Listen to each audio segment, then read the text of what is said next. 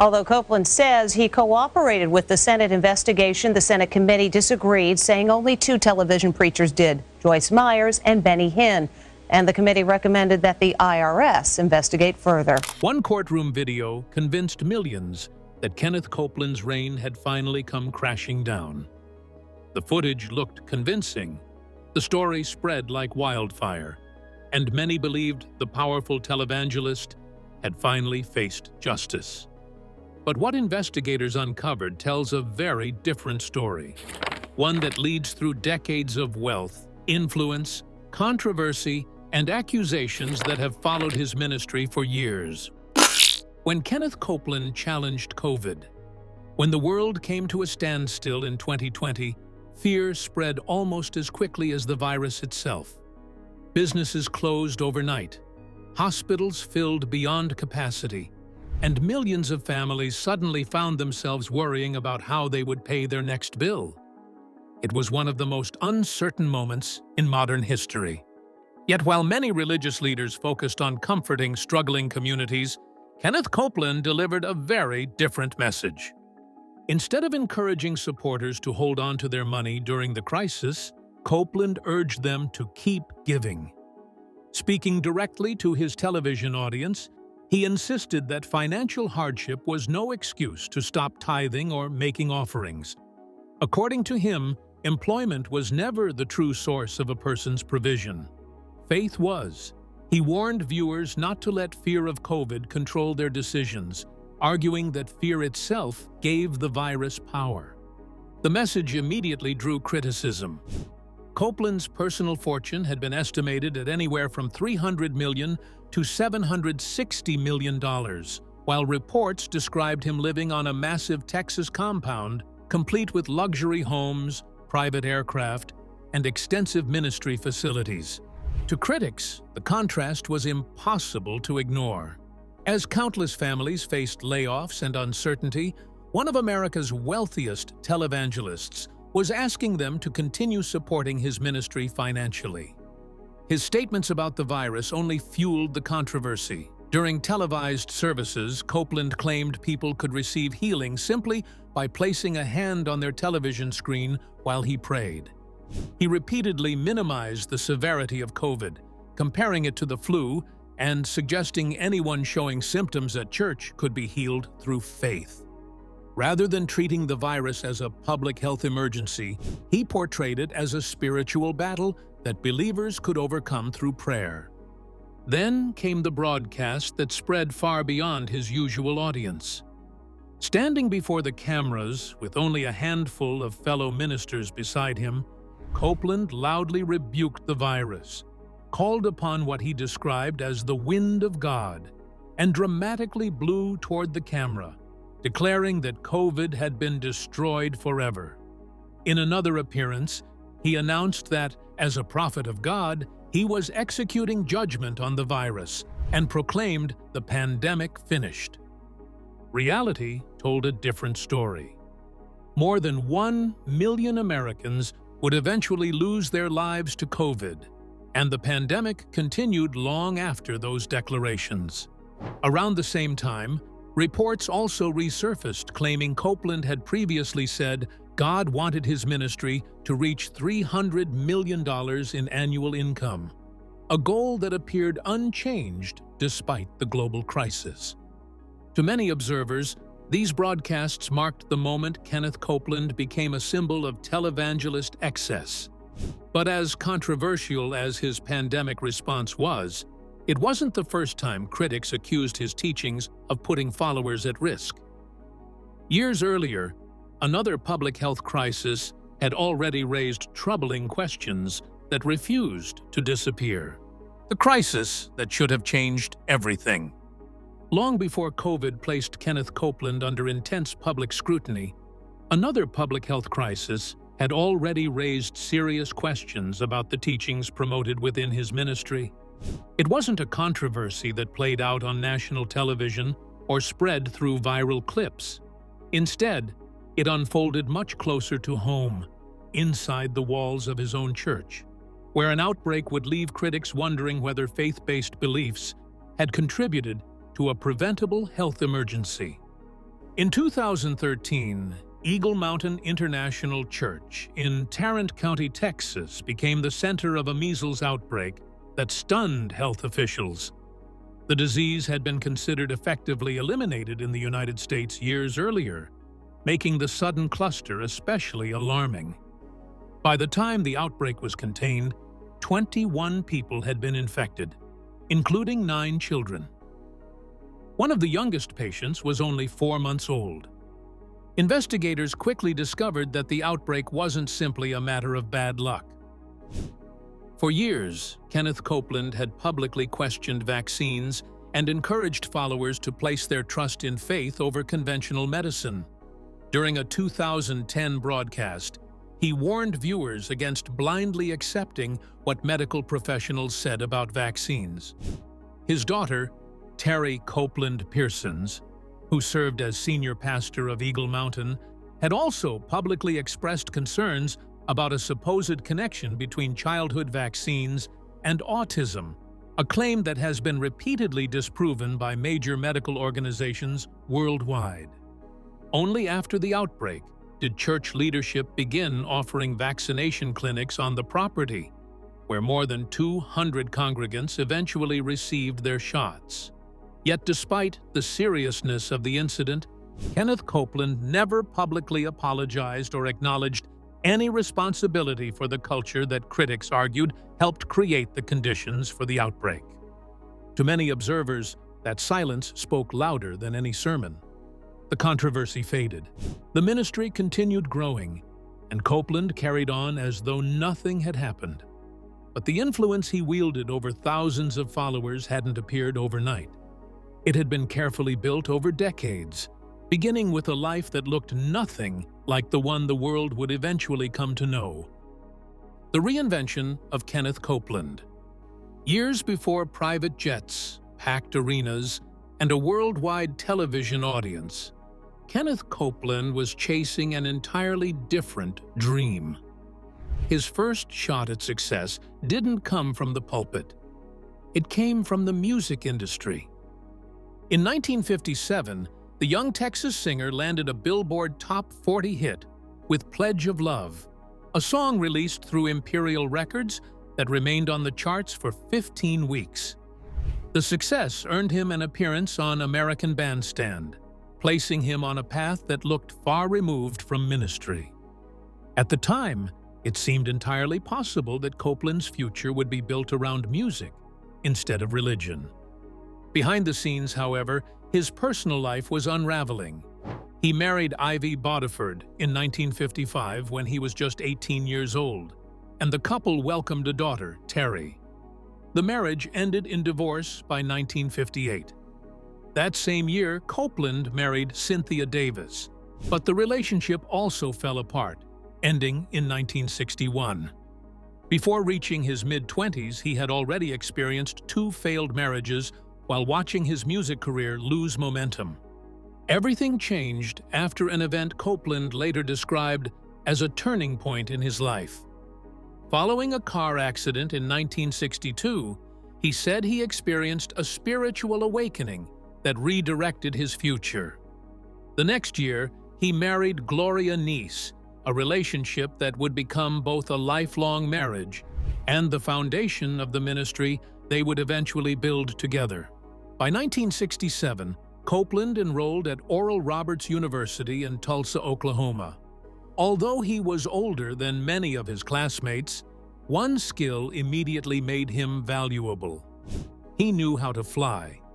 That ability earned him a position as pilot and personal assistant to renowned televangelist Oral Roberts, giving him a rare opportunity to observe one of the most influential religious broadcasters in America. From the cockpit to private meetings, Copeland witnessed firsthand how Roberts combined television, fundraising, and the growing seed faith doctrine into a powerful ministry model. Another influential figure soon entered the picture. Copeland became captivated by the teachings of preacher Kenneth Hagin, whose messages emphasized that spoken words carried the power to shape health, prosperity, and everyday life. According to Copeland, He spent 7 straight days alone in a garage listening to Hagin's cassette recordings until he fully embraced those ideas. Not long afterward, Kenneth and Gloria Copeland launched Kenneth Copeland Ministries in Fort Worth, Texas, adopting the simple motto, "Jesus is Lord." What began as a small ministry would expand at an astonishing pace, reaching audiences across the globe. But as its influence grew, so did its wealth, and before long, the organization looked less like a local church and more like a powerful financial empire that few outsiders truly understood. Inside Kenneth Copeland's multi-million-dollar empire, what started as a small ministry in Fort Worth eventually transformed into one of the most influential televangelist organizations in the world. Over the years, Kenneth Copeland Ministries expanded far beyond a local congregation, building a global media presence that reached millions through television, magazines, conferences, and international offices spanning North America, Europe, Africa, Asia, Australia, and Ukraine. At its peak, the ministry employed hundreds of people and operated with a budget worth tens of millions of dollars. The ministry's headquarters in Newark, Texas, reflected just how massive the operation had become. Hidden behind gates was a sprawling 1,500-acre campus containing a church, television production facilities, warehouses, residential homes, and even its own private airport. Copeland's personal residence was equally impressive.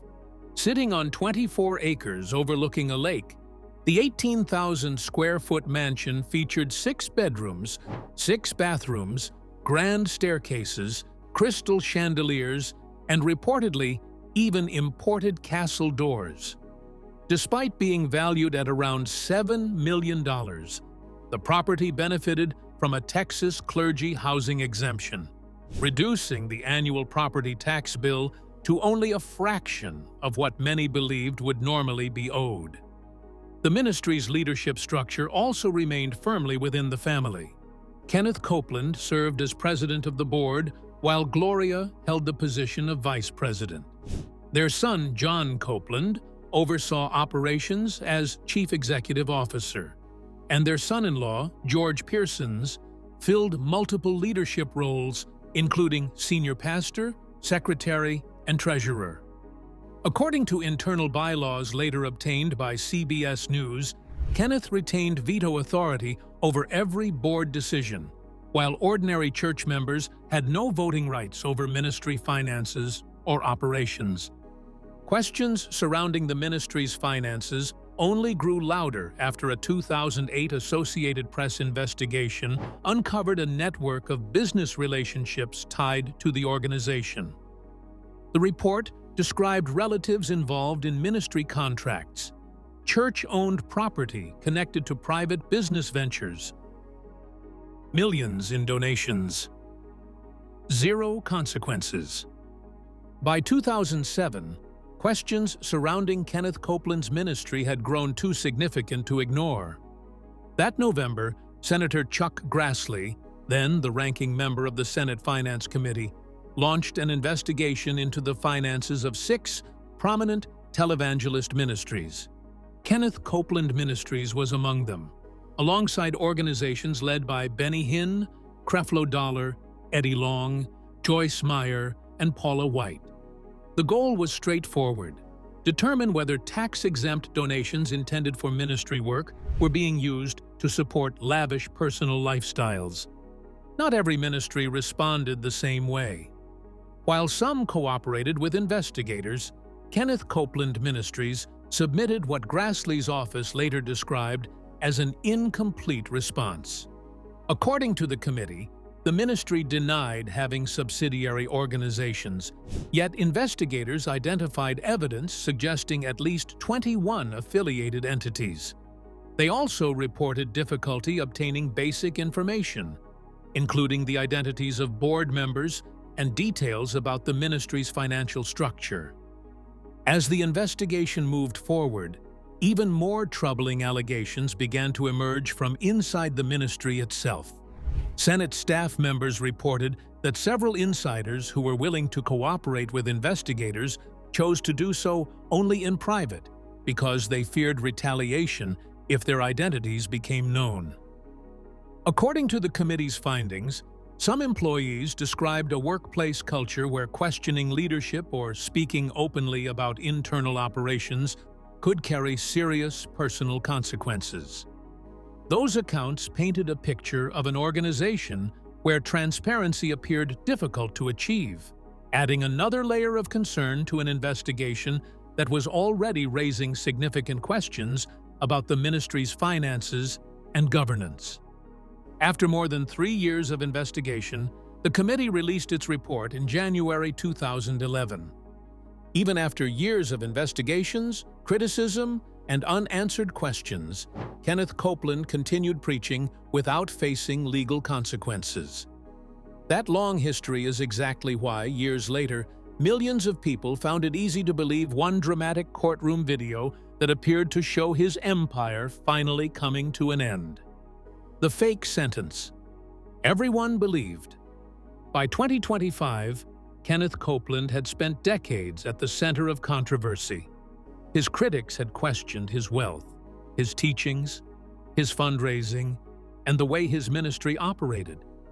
So when dramatic videos suddenly appeared online claiming the longtime televangelist had collapsed inside a courtroom, after hearing a life sentence, millions of people accepted the story almost instantly. The videos spread across YouTube and social media at remarkable speed.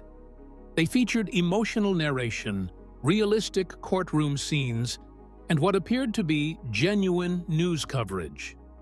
To the average viewer, everything looked convincing. Many believed they were finally witnessing the moment one of America's most controversial religious figures was being held accountable. There was just one problem. None of it had actually happened. Independent fact-checkers, including Snopes, examined the viral clips and concluded that the entire story had been manufactured. The courtroom footage had been assembled using artificial intelligence-generated visuals, synthetic voice narration, and fictional scripts designed to resemble legitimate news reports. Even the judge featured in the videos turned out to be fictional.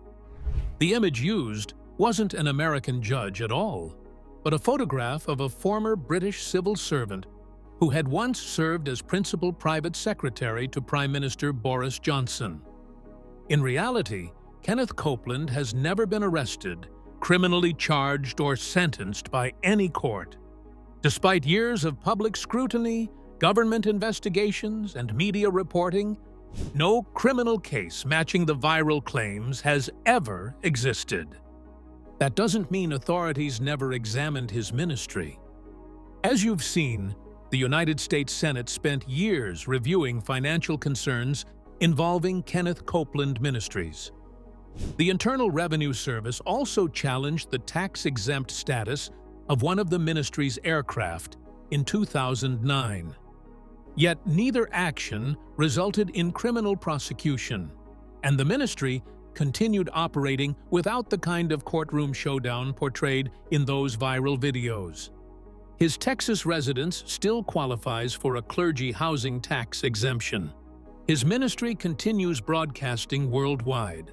Donations continue arriving from supporters, and the financial records of churches remain protected under legal provisions that differ from many other nonprofit organizations.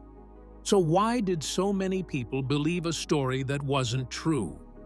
The answer may have less to do with artificial intelligence than with public perception.